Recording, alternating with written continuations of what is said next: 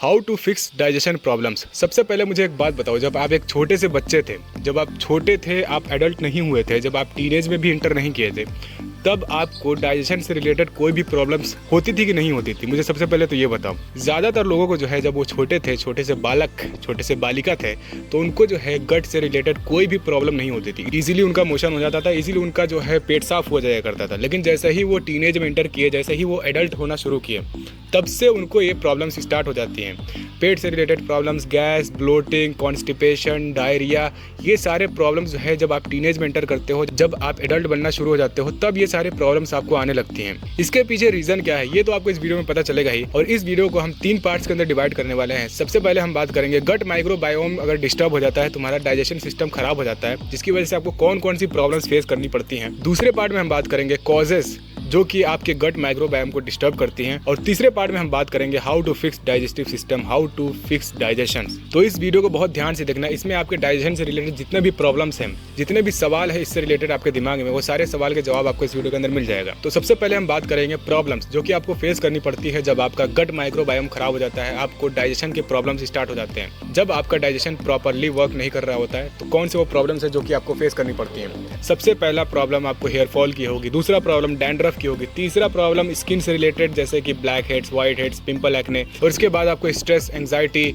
और हमेशा आपका मूड खराब रहना। ये सारी प्रॉब्लम्स आपको बैड गट हेल्थ का एक प्योर सिग्नल होता है। जब आपका गट सही से काम नहीं कर रहा होता, आपको डाइजेशन सही से नहीं हो रहा होता है, जिसकी वजह से ये सारे प्रॉब्लम्स आपको फेस करनी पड़ती हैं। अब गट माइक्रोबायोम को डिस्टर्ब करने के पीछे रीजन क्या है? सबसे पहला रीजन है ओवर मास्टरबेशन। अगर आप एक्सेसिव मास्टरबेशन करते हो, बहुत ज्यादा मास्टरबेट करते हो, तो इससे जो है आपके पेल्विक फ्लोर मसल्स बहुत ज्यादा वीक हो जाते हैं, जिससे जो है आपको फिर मोशन के प्रॉब्लम आने स्टार्ट हो जाते हैं, आपको गैस के प्रॉब्लम आने स्टार्ट हो जाते हैं। दूसरा रीजन है eating so much junk food. बाहर का खाना अगर बहुत ज्यादा खाते हो, अगर तला भुना बहुत ज्यादा खाते हो, मैदे से बनी चीजें बहुत ज्यादा खाते हो, तो होता क्या है, जब आप मैदे से बनी चीजें या ये कचरा खाना जो मिलता है बाहर वो खाते हो, तो ये पचता नहीं है, ये डाइजेस्ट नहीं होता है, ये आके तुम्हारे इंटेस्टाइन में किसी एक तरफ जाके बैठ जाता है और वो बैठा रहता है, वो जो है सड़ता रहता है तुम्हारे पेट में, और यही जो है बैड सिग्नल देते रहता है तुम्हारे बॉडी को, जिससे जो है जो भी हमने प्रॉब्लम्स की बात की, pimple, acne, dandruff, hair fall, ये सारे प्रॉब्लम्स आपको होते हैं। तो ये एक बहुत बड़ा रीज़न है तुम्हारे गट हेल्थ को ख़राब करने के पीछे, eating so much junk food.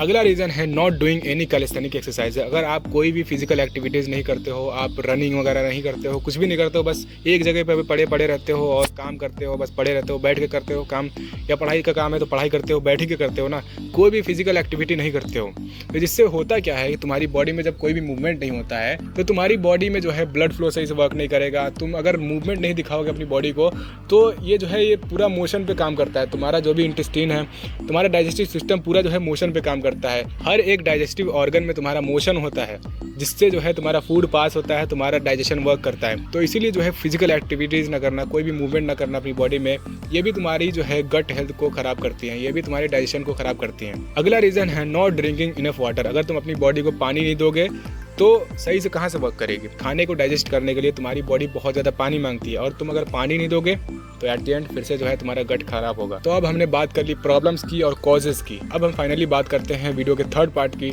जिसमें हम बात करेंगे हाउ टू फिक्स इट। सबसे पहला एडवाइस और सबसे इंपॉर्टेंट एडवाइस अगर हम आपको देंगे, वो देंगे eat at a fixed time. Eat at a fixed time से मेरा मतलब है अपने खाने का एक रूटीन बना लो कि ब्रेकफास्ट मुझे इतने बजे करना है, लंच मुझे इतने बजे करना है, और डिनर मुझे इतने बजे करना है।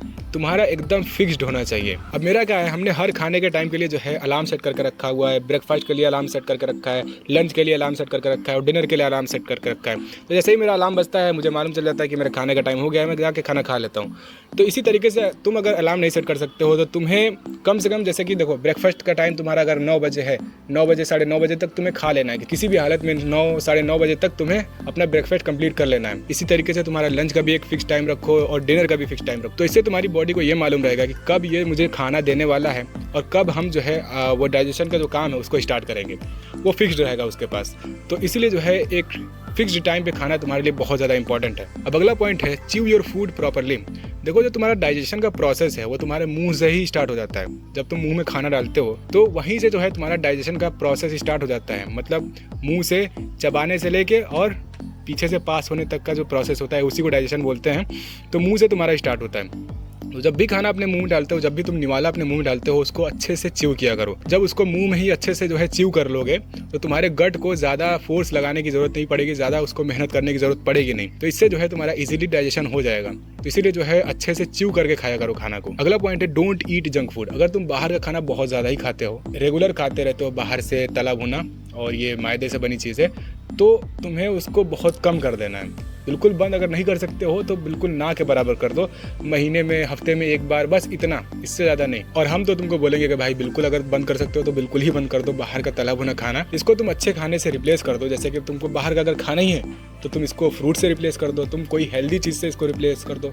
तो इस तरीके से जो है तुम बाहर का खाना बंद करो बिल्कुल। अगला पॉइंट है add some calisthenic exercises like stretching, walking, running या योगा। ये सारे एक्सरसाइजेस जो है आप अपने डेली रूटीन के अंदर ऐड कर लो।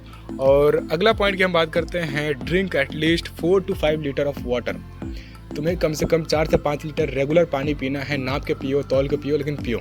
सबसे बेटर ये होगा कि तुम कॉपर से बनी हुई कोई भी जो है ना बर्तन रख सकते हो, जिसके अंदर तुम नाप के तौल के पानी रख दो आराम से और उसको दिन भर में पीते रहो। 4 से 5 लीटर पानी रेगुलर पियो। या अगर तुम एक स्कूल जाने वाले विद्यार्थी हो तो कॉपर का एक बॉटल ले लो, उसके अंदर जो है तुम पानी पियो दिन भर। स्कूल में रहते हो तो उसको फिल करो, पी डालो, फिल करो, पी डालो। इससे जो है तुम्हें एक आइडिया हो जाएगा कि तुमने कितना पानी आज दिन में पिया है। तो बस इस वीडियो को लेते हैं। उम्मीद करते हैं ये वीडियो आपको बहुत पसंद आई होगी। मिलते हैं अगले वीडियो के अंदर। जब तक के लिए स्क्रीन पे जो भी वीडियोस आपको दिख रही हैं इनमें से किसी पे भी आप अपने इंटरेस्ट के हिसाब से देख सकते हो। अभी क्लिक करो, हम मिलते हैं आपको वहीं पे। जल्दी से क्लिक करो।